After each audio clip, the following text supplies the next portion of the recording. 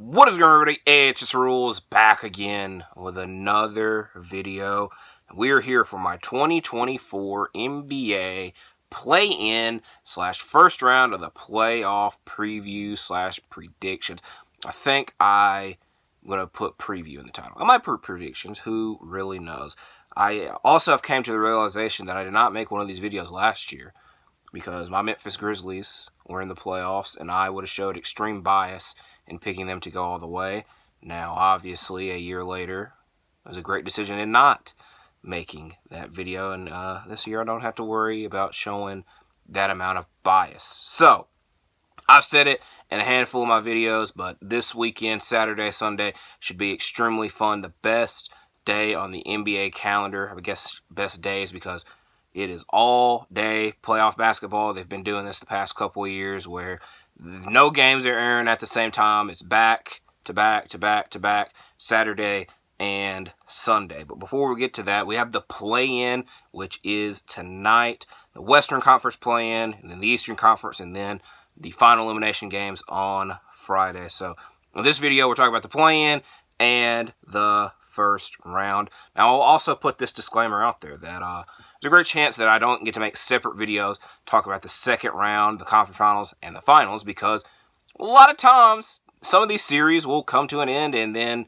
the next series will start. I think a couple of years ago, let's go back in time because I know this one for certain, but like in the bubble, the Raptors and the Celtics swept their opponents, and then they're like, all right, let's just go ahead and start the second round. So, like, obviously the first round was still going on, and then they had already started the second round. So, if you want to hear my thoughts on the next round, conference finals, and finals, check out upcoming episodes of Shooting the Breeze. Check out Shooting the Breeze on the channel, in the channel playlist, because I'm more than likely certain to talk about those things then, unless you see a separate video. Obviously, we're 2 minutes in. Let's get right into it. So, like I said, Western Conference play-in today.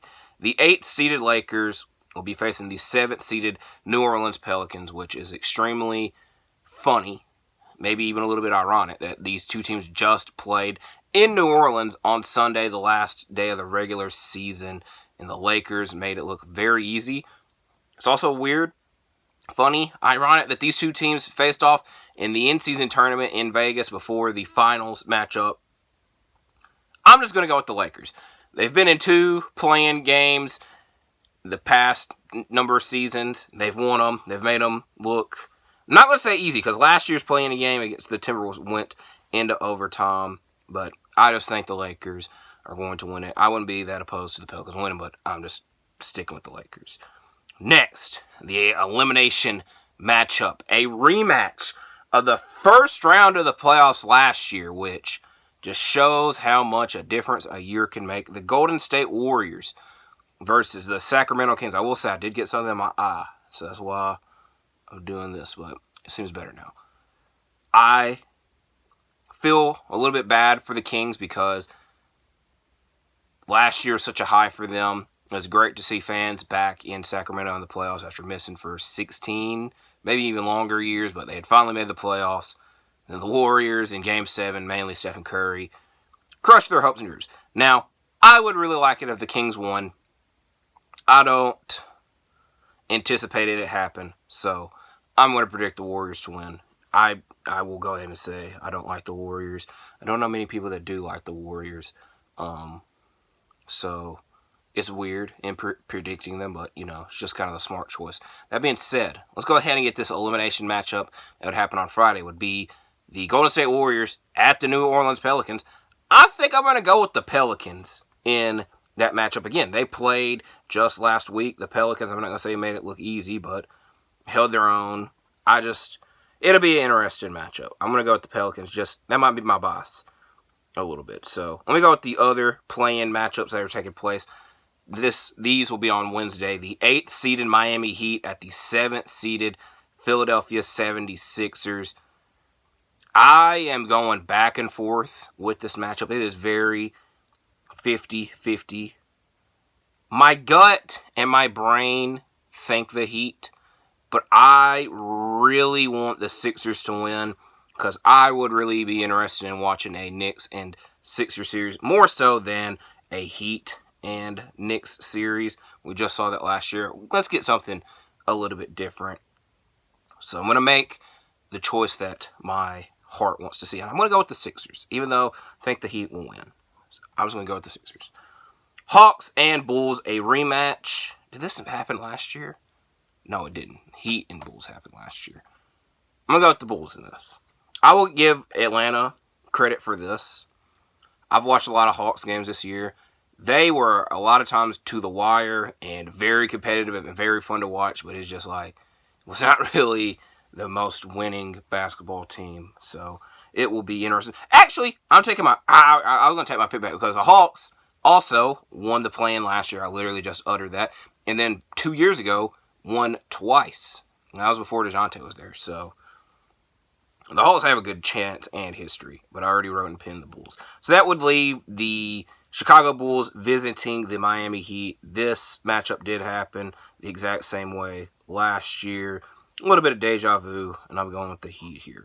Meaning, my first round matchup in the Western Conference would be the Thunder versus the Pelicans and the Nuggets versus the Lakers.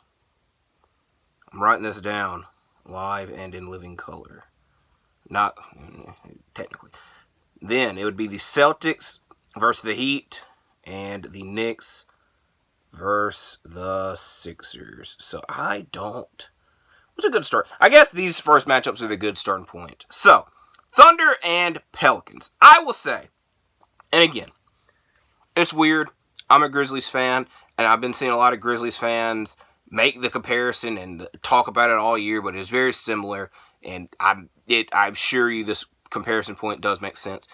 But we were the second seed, and when we were in the playoffs, it was like confusion, and we were trying to get our feet wet and learn things. We could see that in the Minnesota series 2 years ago, the Warriors series 2 years ago. If you were to put this Grizzlies team out there again in a playoff environment, I think they wouldn't react the same. And then last year, it's kind of a little bit of a better example. Not really, because injuries really beat our ass last year in the playoffs. But the main thing to take away is that we were extremely young. So when it comes to the Thunder, and if they were to face the Lakers, I think a lot of people would be leaning towards the Lakers. Just like last year, a lot of people were leaning towards the Lakers in that freaking series. So when it comes to the Thunder and Pelicans, it's a little bit of more of an even matchup when it comes to youth. I also, out of the team, again, I kind of made my predictions into the matchups I would rather see. I'd rather see Nuggets and Lakers. I would rather see Thunder and Pelicans over the Thunder and the Warriors, the Thunder and the Kings. I still think the Thunder and Warriors would be a good matchup, but I'd rather see them face the Pelicans more. And again, especially in the Eastern Conference, I want to see Celtics and Heat. More so, I want to see Knicks and Sixers. Just because I feel those are better matchups, and that's what I'm hoping happens. But again, that's not really smart when it comes to predictions. So, back to Thunder and Pelicans. I think it's an even matchup. I do feel, and again, the main reason I was making the Grizzlies comparison is because they were the 2 seed, and a lot of people picked against them. It's just not something that happens a lot when it comes to sports. I think this is going to be an even series. I said that 3 times. It's the last time I say it. I'm going to go with the Thunder. I do like the Pelicans' chances in it. I would say 6 games. Let's just say 6 games. I didn't expect to do how many games and whatnot, but in 6. Next, Nuggets-Lakers. The main reason I want to see this matchup is because I want to see the Nuggets beat their ass again like they did last year, and I do think that would be the case, but I will give the Lakers a little bit of credit. I'll say in 5 games. Last year was a sweep. This year I'll say 5 games. It would also, I think, cause... This is another thing, because there's a good chance Lakers and Warriors both make the playoffs. And there's a good chance they neither make the playoffs, which this is kind of the scenario I'm hoping for a little bit more. Chaos would erupt if both the Lakers and Warriors did not make the playoffs, but that's something that we'll have to cover at a different time. Next, Timberwolves and Suns. I think 7 games. Definitely 7 games. For which team? I'm going to give Minnesota the benefit of the doubt, and I'm going to go with Minnesota. I feel defensively they're there. Anthony Edwards has taken another step this season, and they feel like they've had enough time to gel, where last year They did not have that. They traded for Mike Conley at the deadline. Karl-Anthony Towns missed the majority of the year. Granted, the same thing happened, but when he was there and they were gelling and playing well together, that was the case. And again with the Suns, like the last half of the season, they've kind of had their big three out there, but the majority of the season, they didn't. I will say there's a great chance that they cause offensive problems for Minnesota, and this is something that we'll have to get to when we get to the awards part of the year. But Rudy Gobert, we've seen it in the Clippers series against Utah a handful of years ago where they went small and Rudy Gobert basically did nothing defensively. There's a great chance that the Phoenix Suns do that and it causes a bit of chaos. I will say an X factor in this series is Naz Reid for that factor because I feel defensively he can add something and he definitely can add something offensively. But I'm going to give Minnesota the benefit of the doubt and I got them in 7 games. Now, Clippers and Mavericks. Again, you should make predictions with your brain and not your heart. This one, however, I am picking with my freaking heart. Clippers in 7. We've seen these two teams go against each other twice now in the playoffs. Both times Luka Doncic having crazy series. And I got a little side note. I have got some side notes for some of these. And I already forgot one of them, so let me backtrack. Because the side note that I had was for the Oklahoma City Thunder. This is the first time they'll have playoff games in Oklahoma. I believe it is the Paycom Center now. That place will always be the Chesapeake Arena. First playoff games there since Russell Westbrook was on the team. Speaking of Russell Westbrook, that is the main reason I want the Clippers to win. I want Brody to get a win. Brody to get a ring. I think this is probably the best chance that he will have in the rest of his career. However, the main reason I'm picking with my brain, picking with my heart, not my brain. If I was picking with my brain, everybody is pointing towards the Mavericks having a great trade deadline, great second half of the year. Luka being a crazy good playoff performer, and that's saying something because he's crazy good in the regular season as well. I just want the Clippers to win. I don't think it's going to be possible. And again, it just hurts that we don't know the damn status of Kawhi Leonard yet. And I hate that this is going to be a thing almost every year now. I don't want that to be the case. I don't want it to be the case. I don't think it's going to be the case. So that's why it's so difficult to pick the Clippers, but I'm picking the Clippers in 7 games. Now, getting to these Eastern Conference playoffs. Celtics versus the Heat. I almost said at Heat. That would be crazy for them.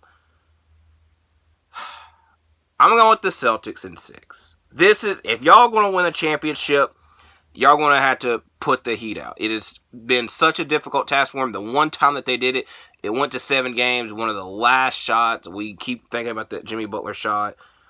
For Miami, I've been down on them most of the year because they did not have a great offseason. The Terry Rozier trade has been very 50. It's benefited them definitely better than having Kyle Lowry on the team, but I've been very down on the Heat. And again, for the Celtics, if y'all want to win a championship, you need to start by beating the Miami Heat because y'all have struggled to do it the past couple of times y'all faced it off with them in the playoffs.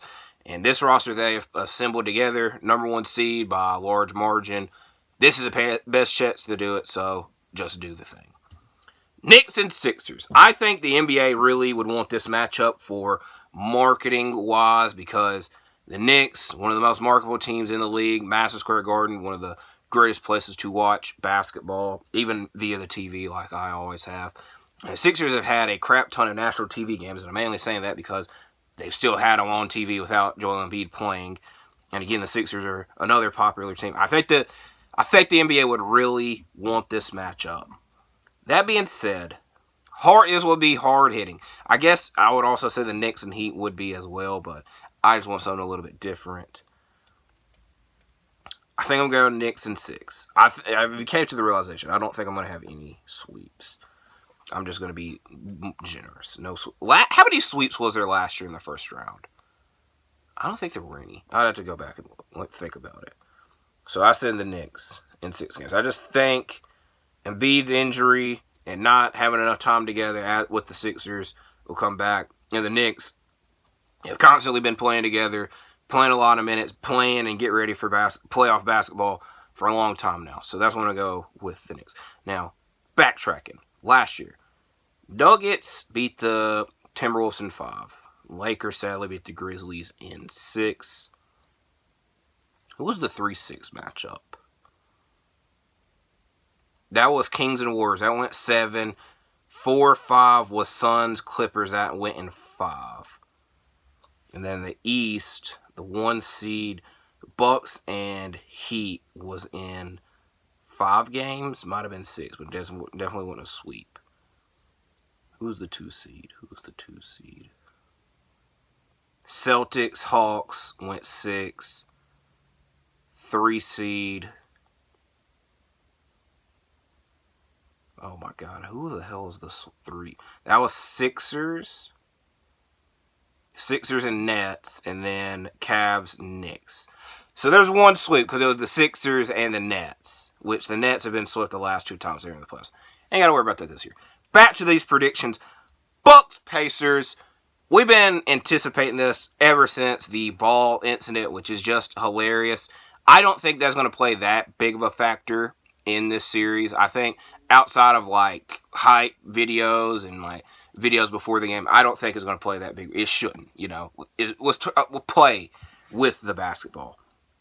That being said, I hate that I keep saying this, but I said about Kawhi Leonard, but Giannis's playoff freaking injury history is now becoming something that we have to worry about, and it might benefit the Pacers because it benefited the Heat last year. Granted, the Pacers, I guess I should say in general, haven't had the best stance ever since the All-Star break because of injuries and whatnot. Do I want to go crazy and go with the upset? Because again, the Bucks also have. I'm gonna do it. I'm picking the Pacers in 6. Maybe do I want to do 6? Yeah, 7. No, if it goes to 7, it would go to the Bucks. Pacers in 6. I might be wrong. Again, I was saying this about Warriors and Lakers. If they get eliminated early, they would go crazy. I think the same would have to be said for the Bucks because you made the big Damian Lillard trade. You stupidly made the Doc Rivers sign. I don't think unless this ends up with them winning a championship, I don't think I'll ever be behind that decision. I'm going to be a little bit wild to go with the Pacers, just to do it. And then last but not least, Cavaliers and Magic. Here's my last side note that I had. I did not have many, but this is one that I especially wanted to get across because I was very high on the Magic going into the season. I thought they were going to make the play-in. They one-upped it and just made the playoffs in general in the 5 seed. So I'll give them credit with that. That being said, they have had 2 home playoff games since Dwight Howard has been on the team. That was the 2011-12 season. Now, they've made the playoffs twice since then. 2 of those games were in the bubble. I hope that the fans of Orlando show up and show out for this because I think it's a big deal, and I want to give kudos to that team. But Cavaliers and Magic, I just think Magic, both teams are fairly young, but the Cavs have been in the playoffs last year. I'm going to hope they do not duplicate what they did last year because it was not good. It was just not good. That is the best way to put it. I was wanting to throw out the word atrocious. I just did. That's how I would describe it. I'm going to go Cavs in 5. I think Orlando is going to win that first home game. I was just hyping them up, so... No sweeps. If there was to be a sweep, I couldn't really tell you. I don't think I could really tell you. I think all of these are very somewhat even matchups. So, this is my play-in and playoff predictions. Like I said, I should be talking more about the playoffs in upcoming episodes of Shooting the Breeze. Unless we get straight up the start of the second round and no teams and whatnot. That way it's like a fair prediction because you get 1 game in, it's not really a prediction at that point because there's already an advantage. So if you want to hear me talk about the NBA and the playoffs in the coming months, check out Shooting the Breeze on the channel. I will also say, if y'all don't notice, because a lot of times when I film my videos, it is very dark. I've always thought that it's been my hat, because 9 times out of 10 I have a hat on. It makes it cover my face up in dark. But I found another light, and I've put it in this freaking lamp. Problem is, it's one of these energy light bulbs, and so it gets bright at some point. It looks great. Then it lowers. So I've been somewhat paying attention to that, but I think it's a step up from normal. So that's it for this. Let's enjoy some playoff basketball as I just hit my fist as hard as I possibly could. Didn't mean to. I don't think there's anything else to note. So, again, let's enjoy this over the next coming months. Thank you for watching this. Enjoy and watch the rest of my videos. Like and subscribe. I'll see you next time.